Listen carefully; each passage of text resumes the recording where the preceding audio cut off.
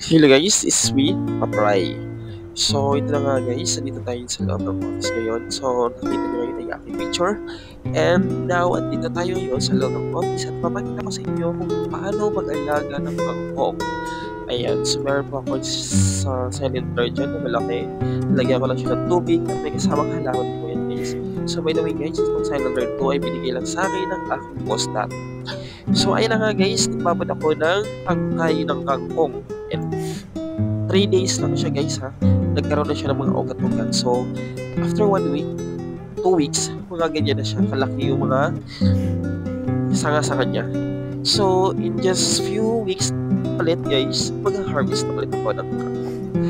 So, ayan, makakalibre na tayo ng gulay. So, sa mga nagbabalak dyan, para makalibre kayo ng gulay, ayan. So, especially sa kangkong ngayon, dahil ang mahal. Mahal din yung per tali ng kangkong ngayon. So, nasa 10 pesos per tali.